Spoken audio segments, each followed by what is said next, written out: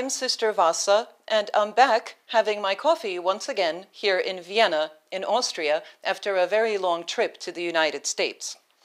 I received a new Nespresso coffee maker for Christmas while I was in the United States from my older sister, Tatiana. So I'm making Nespresso coffee today. While I was in the United States, I also received some nice gifts from a very wonderful parish in Washington, D.C. of St. John the Baptist, like this coffee mug that says Washington, D.C., and these sunglasses. I'm not sure when I'll wear them, since I am something of a fashion icon now. I can't just wear anything, but we will see.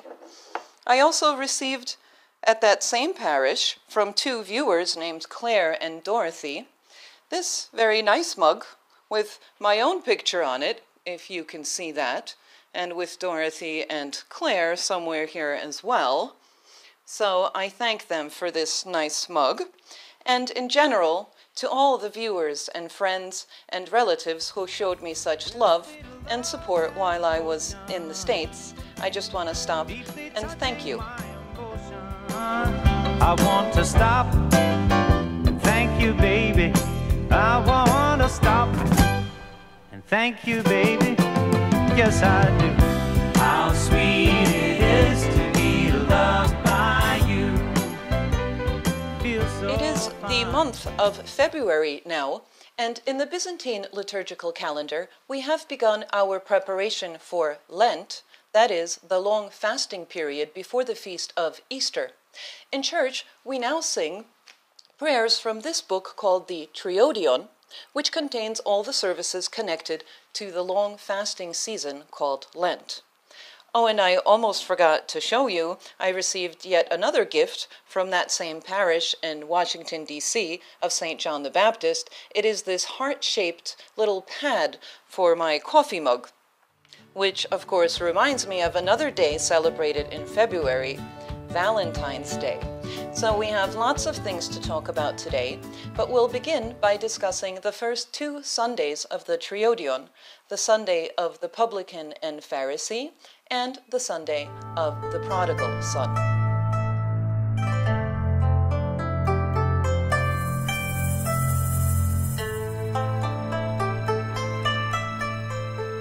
In the Byzantine tradition, we have 4 Sundays before the fasting period called Lent, which prepare us for the fast.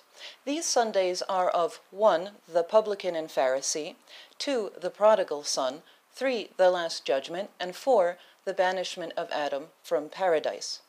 Each of these Sundays gives us certain topics to contemplate from the Bible, topics that motivate us in different ways for the upcoming fasting period, so that we fast in the proper spirit.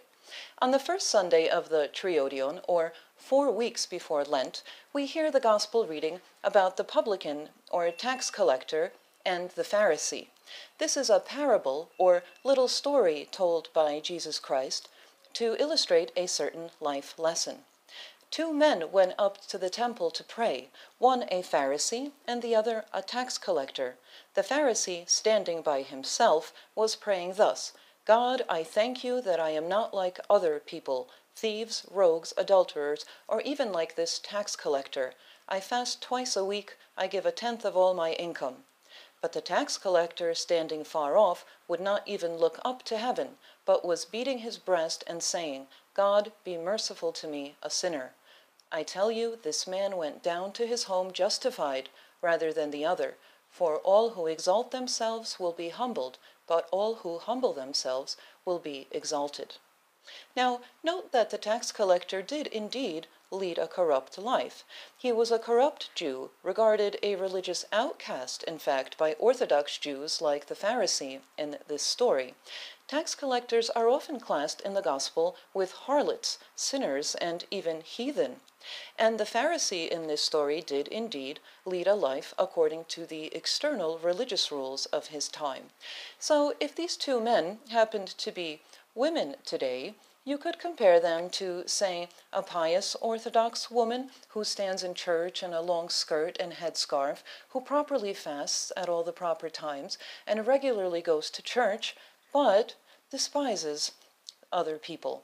And another woman who wanders into church once in a while, in a short skirt, let us say, and perhaps lots of makeup and no headscarf, and sleeps with various men out of wedlock, or perhaps another kind of woman we tend to despise as religious orthodox, somebody that's a religious outcast for us, say, an openly homosexual woman.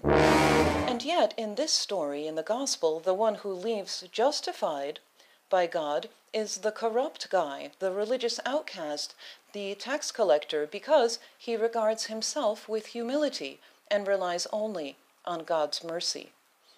Now, on the second Sunday of the pre-Lenten season, we hear another parable or simple story told by the Lord about the prodigal son. This is the story of a man. It's the story of a man No, named not Brady, that man, of course. who was It's the busy story of a with man with two sons. One day, the younger son asks his father for his share of the inheritance and takes off to a distant country where he squanders all his money on things like, let's say, parties, drugs, prostitutes, computer games, designer clothing, and the like. When he becomes totally destitute, hits rock bottom, so to say, he realizes that even the servants or hired hands in his father's home had it better than he has it now on his own. So he decides to return home and says to his father, in all humility, "Father, I have sinned against heaven and before you. I am no longer worthy to be called your son. Treat me like one of your hired hands." But the father takes him back with compassion and even joy, not merely as a servant, but as his lost son who is now found. Now, this story is of course about the young man's change of mind or repentance, but it also has to do with humility, the humility it took for the lost son to take an honest look at himself, to admit defeat, so to say, that he couldn't make it on his own without God, who is of course represented in this story by the father. So let's reflect a bit more on humility.